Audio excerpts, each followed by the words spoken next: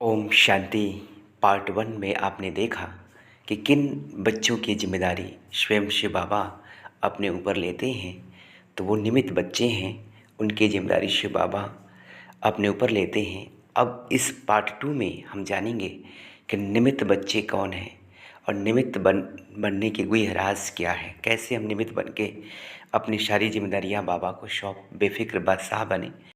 तो आए सुनते हैं पार्ट टू का विशेष भाग। तो स्वमान में रहने की कमी है। स्वमान में रहकर दूसरों को सम्मान देने वाला ही सच्चा ट्रस्टी है। तो चेक करें, क्या हम सम्मान में रहते हैं? एक एक बातें गहरी बातें। तो क्या हम स्वमान में रहते हैं? तो स्वमान में रहकर दूसरों को सम्मान देने वाला ही ट्रस्टी है।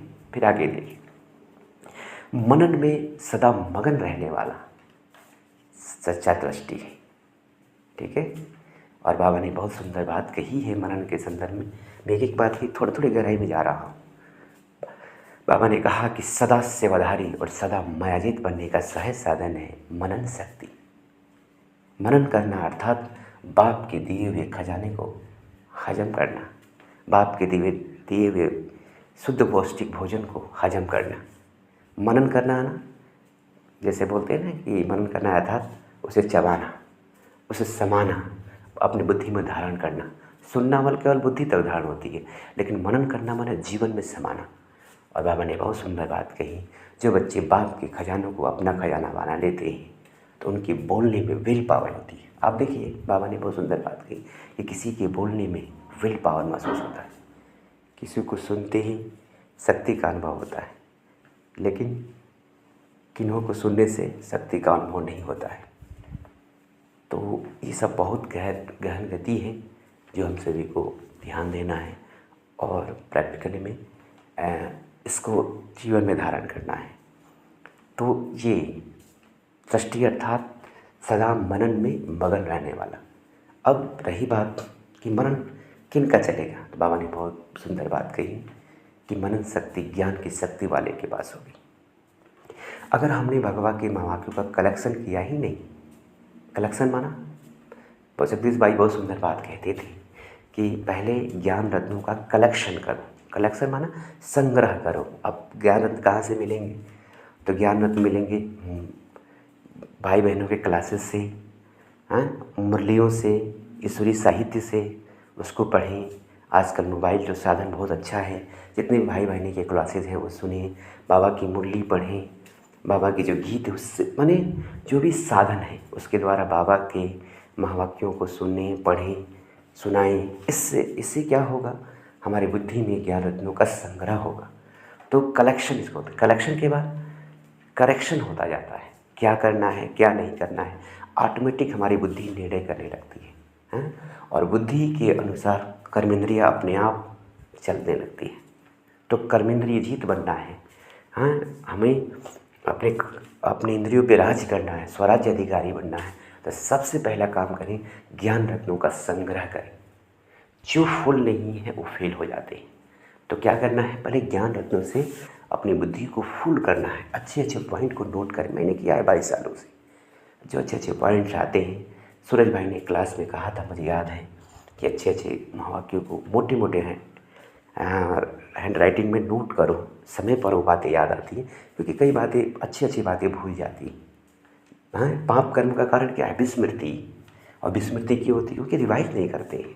हम सुन लिए, समझ गया, अरे हो गया काम। नहीं, इस बार बार रिवाइज करना यानी मनन करना माने चक्कू में सान धराना। अगर सान ही हो तो मूर्छा खा जाएगा ना, जंग लग खत्म हो जाएगा। कोई कितना बड़ी बड़ा मार्शल हो, लेकिन अगर प्रैक्टिस न कर तो हार जाएगा। पहलवान भी हो, अगर व्यायाम ना करे, कुश्ती ना करे, तो वो जंग लग जाएगा उसके शरीर में भी। वैसे ही अगर हमें बार बार महावाक्यों को रिवाइज नहीं करेंगे, सुनेंगे नहीं, सुनाएंगे नहीं, तो कैसे कलेक्शन होगा? तो कलेक्शन करने से करेक्शन होने लगेगा। क्या करना है क्या नहीं करना है ऑटोमेटिक हमारी बुद्धि में आती जाएगी, और उसी अनुसार कर्मेंद्रियाँ कर्म करने लगेंगी। फिर करेक्शन के बाद कनेक्शन होता है। ब्राह्मण परिवार से, शिव बाबा से, यज्ञ से और ब्राह्मण परिवार से कनेक्शन जोड़ता जाएगा, नज़दीकियाँ बढ़ती जाएंगी। नहीं तो क्या होगा? अगर जैसे माया से संबंध जुड़ेगा, धीरे धीरे मुरली छोड़ने लगेंगे, ब्राह्मण परिवार से दूरी बना लेंगे, किनारे किनारे रहने लगेंगे, क्लास में कभी आएंगे नहीं, मुरली सुनेंगे नहीं, घर बैठे ही मोबाइल सुन लेंगे। हाँ, मुरली सुन लेंगे, कहते हैं दीदी हम मुरली सुनते हैं ठीक है, लेकिन भगवान सेंटर क्या है? भगवान का घर है, जिस भगवान के बनाए हुए निमित्त घर है। ठीक है, गृहस्थ भी बाबा कहते हैं सब कुछ तो बाबा का ही है, लेकिन मानने पर, लेकिन जो स्वयं भगवान के द्वारा निमित्त स्थान है वो उस पर तो आना चाहिए, ये फर्ज है हमारा। तो बहुत गहन गति है। तो करेक्शन, कनेक्शन और परफेक्शन, तो संपन्नता आ जाती है, संपन्नता से संपूर्णता आ जाती है। ठीक है, तो संग्रह करेंगे तो आपकी बुद्धि में मनन चलने लगेगा, और मनन से मनोबल बढ़ता है, मनन से हमारी अवस्था मजबूत होती है। मनन करना अर्थात माया से क्या करना, सेफ रहना, या यही सेफ्टी का साधन है। बड़े बड़े जब युद्ध लगते हैं तो कोई अंडरग्राउंड चले जाते हैं। बाबा भी कहते हैं मनन करना माने अंडरग्राउंड चले जाना, देही अभिमान से गैर हाजिर हो जाना। कितना अच्छी बात है, देही अभिमानी बनना है तो मनन करना सीखिए। इसलिए मनन का यादगार भक्ति मार्ग में क्या दिखाया है? विष्णु की शेष सैया दिखाया है कि विष्णु शेष सैया पे मगन है।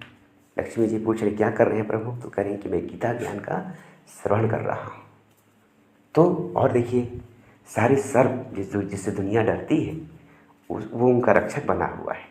इसलिए बाबा कहते हैं मनन में मगन रहो तो सारे विकार जो है आपके सहयोगी बन जाएगी। जैसे काम विकार जो हमें पाप बढ़ाता है वो पुण्य बनाने, कैसे? काम विकार शुभ भावना शुभ कामना में बदल जाता है। ठीक है, क्रोध अग्नि है, ये योग अग्नि में बदल जाती है। लोभ हद की चाहना बेहद की चाहना बदल जाती है कि हम भाव समान बन जाए, योगी बन जाए, संपूर्ण बन जाए। मोह एक बात से दूरी ना रहे। मोह क्या होता है कि हम अलग ना हो, तो एक सेकंड भी बाप से दूर ना रहे, यही तो मोह है। और अभिमान शुद्ध अभिमान में बदल जाता है, स्वमान में बदल जाता है। तब देखिए मनन शक्ति का कितना कमाल है। तो ये हो मनन शक्ति का कमाल, मनन में मगन हो जाना है। निर्विघ्न अवस्था है, कर्मातीत अवस्था है, विदेही अवस्था है। बाबा कहते हैं मनन शक्ति बढ़ाते जाओ तो मगन अवस्था ऑटोमेटिक हो जाएगी। तो मनन में मगन हो जाने वाला ही, सदा मनन में मगन रहने वाला ही ट्रस्टी है। सदा अंडरलाइन करें, सदा मनन में मगन रहने वाला ही क्या है? सच्चा ट्रस्टी है। ट्रस्टी अर्थात जिसने सर्व समर्पित कर दिया है, तन मन धन दिल संबंध संपर्क सब बाबा को समर्पित किया हुआ है। सब कुछ तेरा कहने वाला, सिर्फ कहने वाले नहीं, प्रैक्टिकल जीवन में निभाने वाला। ऐसा नहीं कहे कि तन मन धन दिल सब तेरा, और समय पर कोई काम आ जाए, कहे दीदी क्या करें, हमारा तो पैर ही दर्द कर रहा है, कमर दर्द कर रहा है, दीदी क्या करें, इसमें हमारे पास धन ही नहीं है। तो हम किसी दीदी को थोड़ी देते हैं, हम दीदी की सेवा थोड़ी करते हैं, हम भगवान की सेवा करते हैं। हम जो कुछ कर रहे हैं अपना भाग्य बनाने के लिए कर रहे हैं। तो ये भूल न करें कि हम दीदी की सेवा करते हैं, किसी भाई की सेवा करते हैं, सेंटर की नहीं। सेंटर भगवान के बनाए निमित्त स्थान है। जो आप जो कुछ सेवा करते हैं, चाहे तन से, चाहे मन से, चाहे तन से, चाहे दिल से, वो भगवान की सेवा करते हैं, भगवान के लिए करते हैं। आपका सब कुछ भंडारी इसलिए बाबा ने रख दिया कि आप सच्चे दिल से भंडारी में रखते हो। तो एक का पदम बूढ़ा देने के लिए बाप दादा बधा हुआ है। कोई 1 रुपये लाते थे, बाबा ने मुहिम चलाया था ना कि 1 रुपया भी बाबा को देते हैं तो बाबा स्वर्ग का स्वराज्य देने के लिए बच जाता है, उन्हें भी स्वर्ग की बादशाही मिलती है। बहुत अच्छी बात बाबा ने कही थी। कोई 1 ईंट माताएँ लाती हैं कि बाबा 1 ईंट लगा लेना, तो बाबा कहते हैं कि एक ईंट के बदले महल मिलेगा। ऐसा कौन तो व्यापार कर सकता है?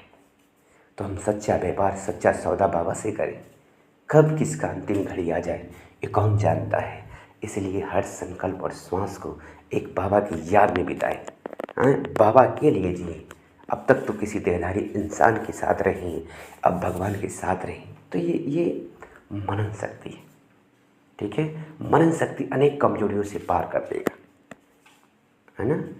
मनन शक्ति क्या करेगा? मनन शक्ति बाप के दिल तख्त नसीन बना देगा। मनन शक्ति माया से सेफ रखेगा। मनन शक्ति हमारे मनोबल को बढ़ाएगा। मनन शक्ति दिव्य बुद्धि का आधार है। मनन करना अर्थात बाप की छत्र छाया में रहना, मनन करना अर्थात फरिश्ता बनना, मनन करना अर्थात कर्मातीत बनना, मनन करना अर्थात विदेही बनना, मनन करना अर्थात बीज रूप अवस्था बनाना, मनन में मगन रहना अर्थात बीज रूप अवस्था। ठीक है, मनन करना फर्स्ट स्टेज। ज्ञान का अगर हम अध्ययन किए तो फर्स्ट स्टेज, मनन किए सेकेंड स्टेज हैं, और सबसे जो अंतिम अवस्था है वो मगन अवस्था है, सर्वोच्च अवस्था, उससे भी ऊँचा विघ्न विनाशक अवस्था हैं, विश्व कल्याणकारी अवस्था। तो बाबा की एक एक बातों को हम सभी स्मृति कर रखें, ये सब दृष्टि के लक्षण हैं। तो जो कुछ मैंने बताया एक एक बातें कि अगर उतनी ही बातों को धारण कर लें, अभी तो वीडियो लंबा हो गया लेकिन फिर भी हम प्रयास करेंगे कि सेकेंड पार्ट बनाएं। तो आपने सुना कि दाल रोटी देने के लिए बाबा बधा हुआ है, किनका? जो सच्चे दिल से ट्रस्टी है। तो ट्रस्टी अर्थात जिनका सर्व संबंध और सर्व प्राप्तियाँ सदा एक बाप से अनुभव करने वाले, वह सच्चे ट्रस्टी हैं। सच्चे ट्रस्टी अर्थात सब कुछ तेरा कहने वाले और प्रैक्टिकल जीवन में निभाने वाले, सदा निभाने वाले हैं। तन मन धन दिल बुद्धि सब कुछ एक बाबा को समर्पित करने वाले। समर्पित करना माने मेरापन खत्म करने वाले, सदा हर बात में बाबा बाबा कहने वाले, ये हैं सच्चे दिल के दृष्टि। हर संकल्प में, हर श्वास से जिनके दिल से बाबा निकले, जो सदा तेरा तेरा कहते हैं, सदा बाबा बाबा शब्द जिनके आए कि बाबा कहते हैं, बाबा ने ये कहा, बाबा ने ये सुनाया।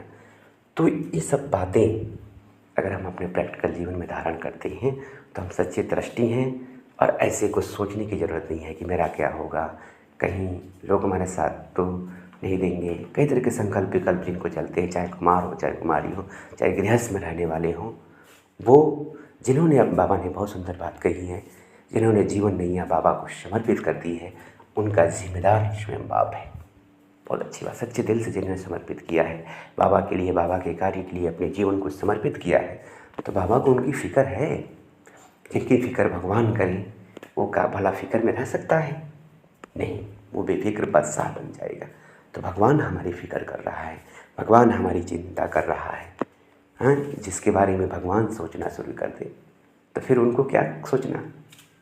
एक बात बहुत सुंदर बाबा ने कही कि तुम बच्चे मेरी याद में मगन रहो तो तुम्हारे सोचने का भी काम मैं खुद करूँगा। तो हम बाबा की याद और सेवा में इतने मगन हो जाएं कि बाबा हमारे बारे में सोचने लगे, इस बच्चे को क्या देना है, इस बच्चे को क्या पहनाना है, क्या खिलाना है, कहाँ रखना है, इसको सोचने की ज़रूरत नहीं है। बस सोचना है तो बाबा के कर्तव्यों को पूरा करने की सोचिए कि बाबा की जो आशा है, जो शुभ आशा है, कैसे सभी आत्माओं तक संदेश चला जाए, कैसे हम सदा बाबा की याद में रहें। यही तो बाबा चाहते हैं ना हर मुरली में कि बच्चे मेरे याद में रहो, मेरे याद में। यही तो ट्रस्टी के लक्षण है। जो बाबा की डायरेक्शन से उसके फरमान हैं, उसको पालन करने वाले ही सच्चे दृष्टि हैं। बाबा की हर मुरली में बाबा क्या क्या कहते हैं, ये सारी बातें नोट करें। क्या कहते हैं बाबा कि बच्चे अपने को आत्मा समझो, मुझे याद करो। हर मुरली में बाबा ने याद दिलाया। हम क्या बाबा को याद करते हैं? फिर बाबा कहते हैं बच्चे इस असार संसार में कोई सार नहीं है, इसलिए किसी से दिल न लगाओ। ये दुनिया कब्रिस्तान बन चुकी है। कब्रिस्तान से दिल लगाना अर्थात मुर्दों से दिल लगाना। बहुत सुंदर बात बाबा ने कही। किसी भी देहधारी से प्यार का अंतिम परिणाम दुख, अशांति, पश्चाताप ही होगा। इसलिए बच्चे तुम एक मुझसे दिल लगाओ, मैं सदा साथ देने वाला हूँ, मैं सर्वसमर्थ हूँ, मैं सदा आपके दिल को बहलाने वाला हूँ, मैं कभी धोखा देने वाला नहीं हूँ, मैं सदा साथ हूँ, हर संकल्प में साथ निभाने वाला हूँ।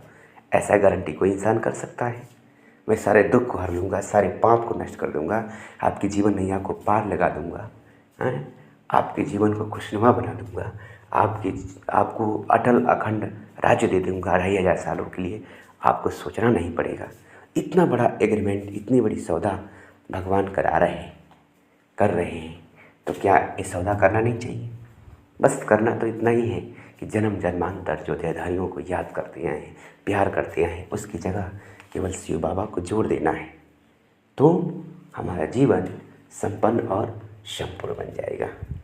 तो आज की इस एपिसोड में इतना ही कि दाल रोटी बाबा उनको खिलाएगा।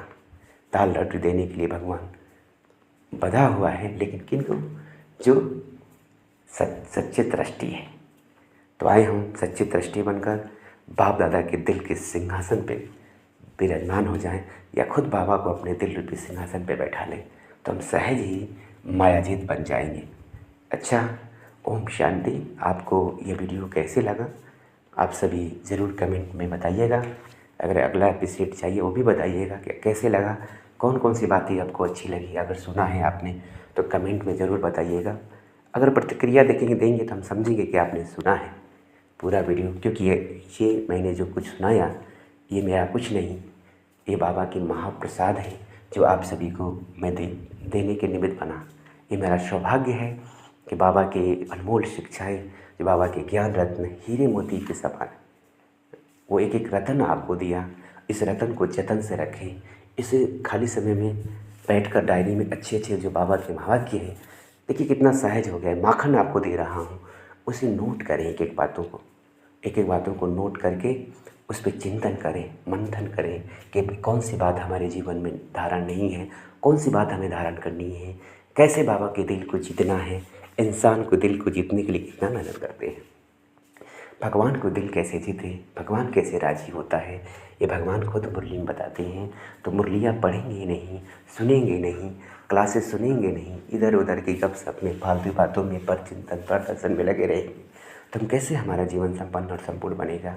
जिसको बाबा कहते हैं पर चिंतन है दाग और परदर्शन है धूल। दाग और धूल से बचना है, पर चिंतन पर दर्शन परमत से मुक्त हो, परोपकारी बनो। यानी अपना जो जीवन का अनमोल समय संकल्प दूसरी की सेवा में लगाओ तो आपकी सेवा अपने आप हो जाएगी। ये बाबा ने कही हुई है। ये सारी बातें मैंने आपको इसलिए बता रहा हूँ कि आपकी भी स्मृति में आएगी बाबा की शिक्षाएँ। कोई काम कर रहे हों, एक क्लास लगा दीजिए, उसको सुनते रहिए, उसमें अच्छी अच्छी बातें रिवाइज भी होती रहेंगे। और जो अगर समय मिले तो कुछ बातें इसको नोट भी करिए, बाबा के महावाक्य दूसरों को सुनाइए, चिंतन करिए, खुद को बाबा की याद में रहिए। 5 स्वरूपों का अभ्यास करिए, जो बाबा ने ड्रिल कहा है वो ड्रिल करिए, ट्रैफिक कंट्रोल जो बाबा ने कहा वो करिए, फिर बाबा के सुंदर सुंदर गीत सुन लीजिए। इससे हमारे जीवन में एक नई ऊर्जा आएगी, उमंग उत्साह बढ़ जाएगा और हम सहज ही सच्चे ट्रस्टी बन जाएंगे। और सच्चे ट्रस्टी का जिम्मेदार स्वयं भगवान हो जाता है, दाल रोटी खिलाने के लिए बच जाता है। तो जिसका जाको राखो साइयाँ, मार सके ना कोई, बाल न बाका कर सके जो जग बैरी होई। जिसका रखवाला स्वयं भगवान हो, सर्व समर्थ सर्व शक्तिमान बाप हो, उसका बाल बाका क्या कर सकता है कोई। इसलिए कहते हैं जिसका साथी है भगवान, उसको क्या रोकेगा माया के आंधी और तूफान। जिस वो बाप की छत्र छाया में है, उनको माया की छाया पर छाया नहीं लग सकती।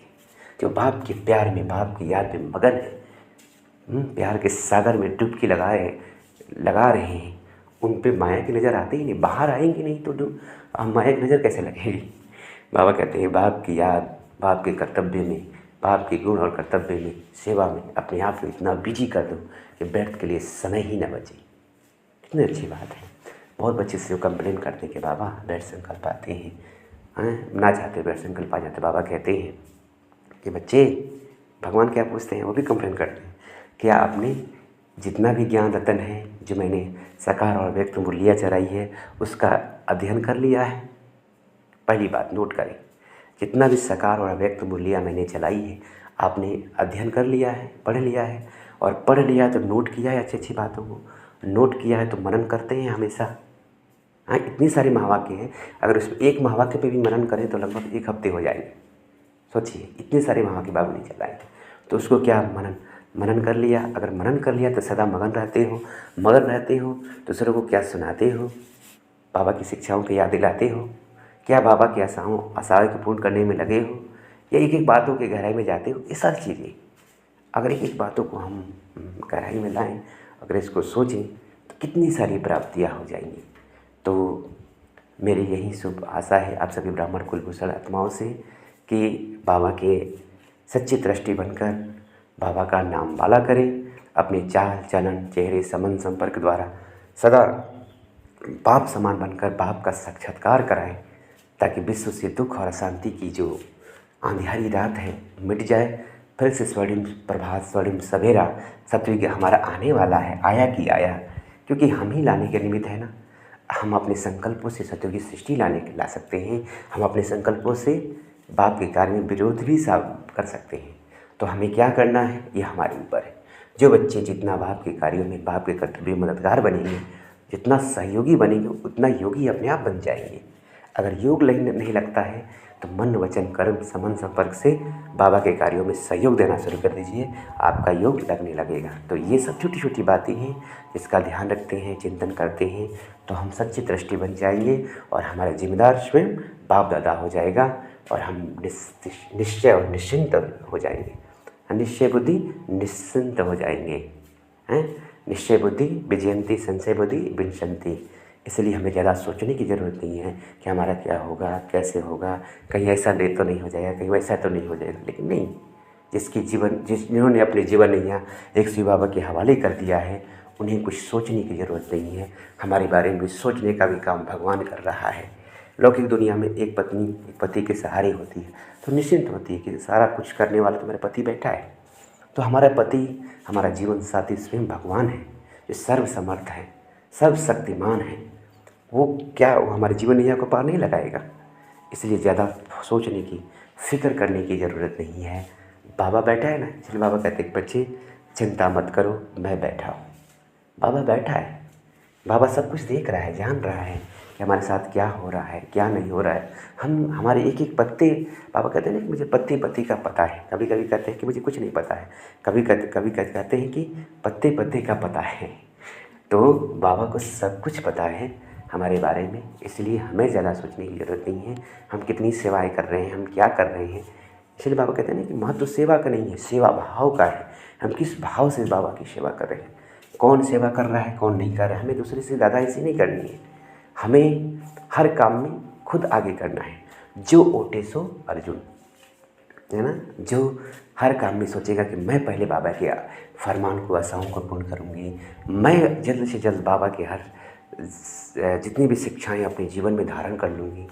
मेरा तो ये लक्ष्य रहता है कि शरीर छूटने से पहले बाबा की जितनी भी शिक्षाएं हैं उसको कम से कम अध्ययन तो कर लें एक बार। हम बहुत अभी तक कर नहीं पाया, 22 साल हो गए, अभी तक बाबा ने जितनी भी साकार तो छोड़ दीजिए, अभी जितनी भी अव्यक्त सारी अव्यक्त महावाक्य तो हमारे पास है उपलब्ध, लेकिन अभी तक वो सारी बातें सेट नहीं हो पाई।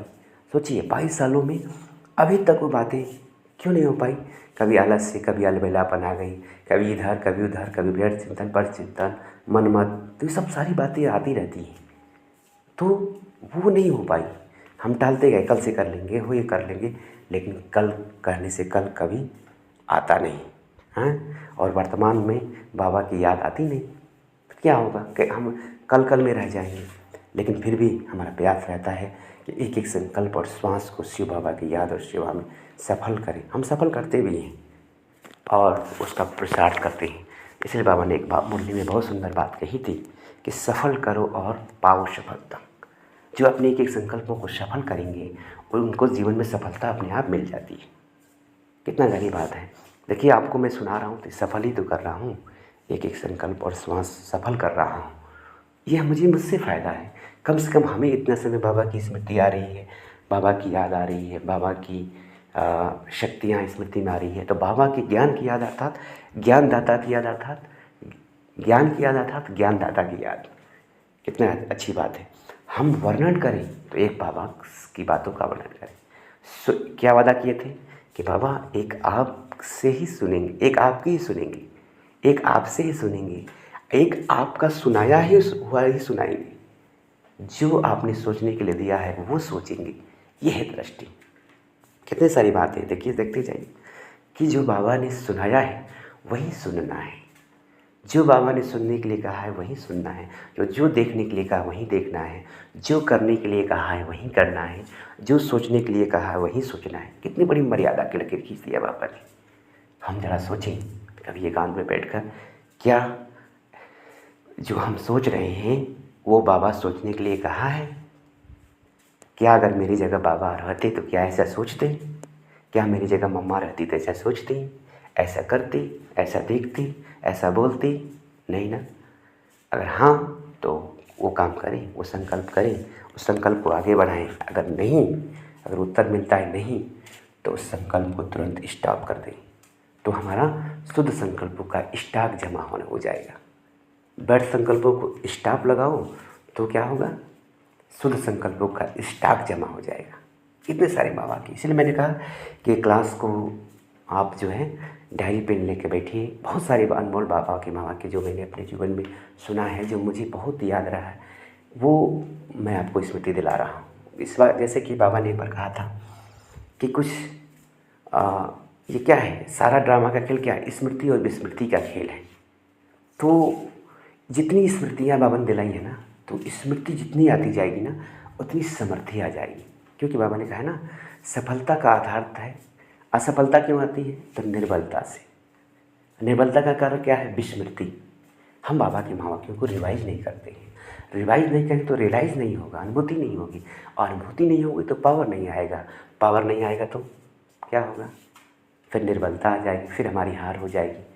कई लोग कहते हैं हम चाहते नहीं हैं, लेकिन फिर भी पता नहीं क्यों हम व्यर्थ बोल जो हो जाता है, व्यर्थ संकल्प आ जाते हैं। कौन तो चाहता कौन है, बाबा पूछते हैं चाहता कौन है, क्या माया चाहती है, कहीं ना कहीं हम ही चाहते हैं। बाबा ने कहा कि माया कहती है कि बाबा मैं दोषी नहीं हूँ, आपके बच्चे बुलाती हैं तो उनकी आज्ञा के पालन के लिए मुझे जाना पड़ता है, मैं चली जाती हूँ। तो बताइए, दोषी मैं नहीं, कौन, हम खुद ही माया को चाय पानी पिलाते हैं, नाश्ता कराते हैं। तो कहीं ऐसा ना हो कि अंत में हमें पश्चाताप हाथ लग जाए। कितनी गहन गहन बातें बाबा ने कही थी कि अब सोचिए, बाबा ने कहा था कि एक एक संकल्प से आप पुण्य जमा करके पुण्य आत्मा बन सकते हो। हाँ, एक एक संकल्प से दुखी आत्माओं को, अशांत आत्माओं को सुख शांति दे सकते हो। हम मनसा सेवा कर सकते हैं। कोई बहाना नहीं दे सकता है कि हम चल नहीं सकते हैं, हमारी टांग नहीं चलती है। बाबा कहते हैं टांग नहीं चलती है तो बुद्धि सालिम है ना, बुद्धि तो श्रेष्ठ है ना। अगर बुद्धि श्रेष्ठ है तो मनसा सेवा करो, प्रकृति को प्रकाश दो, दान दो।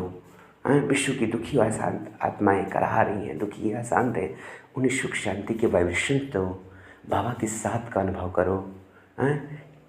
कुछ ऐसा युक्ति रचो कि जो अपने संबंध संपर्क वालों को भगवान इस धरती पे आए, उसकी पहचान मिल जाए। जैसे मैं जो कुछ भगवान से प्राप्त किया हूँ, आप सभी को यूट्यूब के माध्यम से बता रहा हूँ।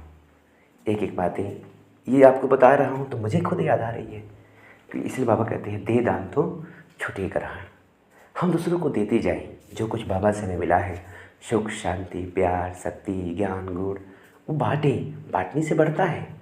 हम छिपा के रखेंगे तो हम भी छिप जाएंगे। बहुत गहरी बात है। तो बांटें। बाबा ने जो कुछ हमें दिया है, जो ज्ञान गुण शक्तियाँ, जो खजाने हमें जी दिया है बाबा ने, हम उसको बांटें, संसार को दें, दूसरों को अनुभूति कराएं, तो हमारा खजाना बढ़ता जाएगा। ठीक है। तो ये सब छोटी छोटी बातें हैं जिसका अगर हम अपने जीवन में बहुत ध्यान रखेंगे तो क्या होगा, हम शक्तिशाली बन जाएंगे। एक बार बहुत सुंदर बाबा ने बात कही थी जो हम सभी को याद है। बाबा ने कहा था कि बच्चे स्वयं को मेहमान और खुद को महान समझो। और महिमा, मेहमान महान और महिमा, ये तीन बातें करते रहो तो पैर संकल्प खत्म हो जाएंगे। तो खुद को मेहमान समझना है, दुनिया में गेस्ट समझना है, और माया को गेट आउट करना है। कितनी सुंदर सुंदर बाबा ने बातें बताई हुई है। खुद को मेहमान समझो, खुद को महान समझो। क्यों? क्योंकि हम ब्राह्मण कुलभूषण आत्माएं हैं, हम भगवान के बच्चे हैं। भगवान मिला है, हमें क्या मिला है, कौन मिला है, इन बातों को स्मृति अगर हमारी रहती है तो हमारे जीवन में समृद्धि आ जाएगी। और समृद्धि आते ही हमारा जब जीवन समर्थ होगा तो जैसा कर्म हम करेंगे, जैसा संकल्प हम करेंगे, हमें देखकर और करेंगे। तो इसलिए ईश्वरी विश्वविद्यालय का या संसार में भी कहते हैं ना कि हम बदलेंगे जग बदलेगा, हम सुधरेंगे जग सुधरेगा। हम बदलेंगे कैसे? हम कौन हैं? तो हम तो आत्मा हैं। अब बदलने का प्रोसेस क्या है? हमारी सोच, हमारी थिंकिंग। लास्ट में यही कहेंगे, जिसने अपने एक एक संकल्पों को, देखिए सारे मूल्य जितनी बातें अभी 1 घंटे हो रहे हैं ना, 1 घंटे हो गए हैं, तो 1 घंटे का जो सार हम कह लें, बाबा कहते हैं ना कि ये भी कल आना चाहिए कि विस्तार को सार कैसे करें, सार को विस्तार कैसे करें, विस्तार को संकीर्ण, संकीर्ण को विस्तार। सारी पावर है ना, ये भी एक शक्तियाँ हैं। तो सारे महावाक्य जो बाबा के मैंने आपको सुनाए, अगर उसको मैं एक शब्दों में, एक वाक्य में करूँ तो वो यही है जो मैं अपने जीवन में बनाया है कि हर घड़ी को अंतिम घड़ी समझकर, हर घड़ी को नोट करें, हर घड़ी को अंतिम घड़ी समझकर अपने हर संकल्पों को ईश्वरीय महावाक्य के अनुसार चेक करें और चेंज करने वाले ही माया को चैलेंज कर सकते हैं, अर्थात संपन्न और संपूर्ण बन सकते हैं, भाव समान बन सकते हैं, कर्मातीत बन सकते हैं, विदेही बन सकते हैं, फरिश्ता बन सकते हैं, बाबा के दिल तख्त पे राज कर सकते हैं, बाबा के वर्षे का अनुभव कर सकते हैं, अपने जीवन को सफल कर सकते हैं, संपन्नता प्राप्त कर सकते हैं, संपूर्णता प्राप्त कर सकते हैं। जितने भी नाम आप ले लीजिए, कितनी गहरी बात है। यानी बाप की आशाओं को पूर्ण करना, बाप के फरमान को पालन करना, इस एक वाक्य में आ जाता है। इसलिए ये मेरे जीवन का विशेष, मैं आपका अनुज राजयोगी ब्रह्मा कुमार सूरज, राजयोग मेडिटेशन सेंटर, फाजिल नगर, जिला कुशीनगर से मैंने अपने जीवन का जो कुशीनगर उत्तर प्रदेश से जो मैंने अपने जीवन का जो एक वाक्य बनाया है कि हर घड़ी को अंतिम घड़ी समझकर हर संकल्पों को ईश्वरीय महावाक्य के अनुसार चेक करें, सदा चेक करते रहें और चेंज करते रहें, तो माया को चैलेंज करेंगे, यानी संपन्नता आ जाएगी और संपन्नता से संपूर्णता आ जाएगी। तो मैंने आपको ये 1 घंटे के वीडियो में आपको बताया कि ट्रस्टी बनेंगे अगर, तो बाप दादा हमारा जिम्मेदारी लेगा और जिम्मेदारी होगा बाबा की, और जिसका जिम्मेदारी, जिसके बारे में खुद भगवान सोचे, उनके बारे में कुछ सोचने की ज़रूरत नहीं है। तो आए हम सभी ब्राह्मण कुलभूषण आत्माएँ सच्चे ट्रस्टी बनकर बाबा के फरमान को पालन करें, निश्चय बुद्धि निश्चिंत बनकर भाव समान बने और विश्व की सर्व आत्माओं को बाबा का साक्षात्कार कराने के निमित्त बने। और यह वीडियो आपको कैसे लगा कमेंट में ज़रूर बताएं, ताकि उस आधार पे और भी हम 3rd पार्ट जब बनाएं और आप तक बाबा के महावाक्य पहुंचाएं। ओम शांति।